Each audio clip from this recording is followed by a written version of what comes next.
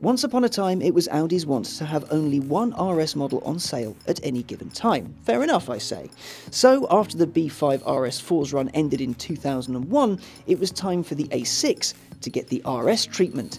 And in 2002, this appeared. Hello, first ever RS6. Now in here you get a 4.2 litre twin turbo V8 with 428 pound-foot and 444 brake horsepower. 0 to 62 was 4.6 seconds and its top speed was supposed to be 155 miles an hour. Though owners reported top speeds in excess of 160. It seems Audi was liberal with its limiters. Its suspension is 20mm lower than the A and S6, it got stiffer springs to boot. This generation was also the first car to get Audi's dynamic ride control, a system that gave individual dampers more oomph depending on what the car was doing. Basically, it knew what you were up to and adjusted itself to keep the ride clean.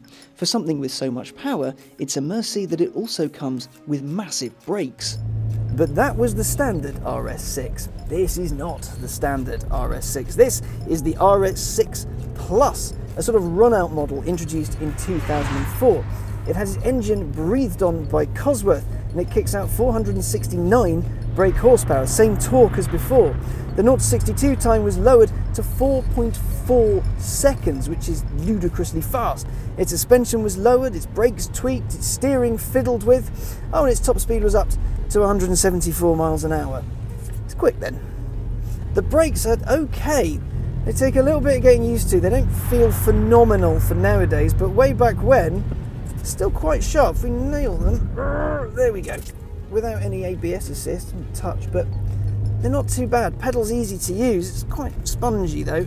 Now the steering is something that Audis, fast Audis especially, have always been criticised for, and no, I'm going to disagree with that. The wheel is there, and it is somehow connected to the front, but I'm not entirely sure how. So turn the wheel and you don't feel anything, but then the car moves in the direction you want it to, but not fantastically. So I know I've turned the wheel, and I know I've had an effect because the car is moving, but I can't feel that happening at all. That's quite strange. Now the gearbox, it has paddles, it's not a dual clutch, it's a sort of Tiptronic thing. I don't know if you can see, but every time it changes up, we get that lurch forward. You ready? Ugh. Just a little bit of a nod.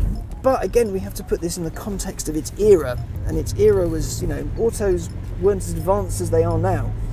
Audis did get a reputation for not being super exciting and not being super sharp. I understand that now.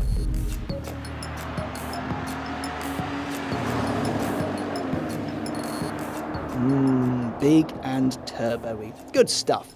As before, you have to know what you're looking at to appreciate it. It could be anything though. That's why the RS cars always appeal to me. I mean, who'd suspect a boring old estate to pack such a punch?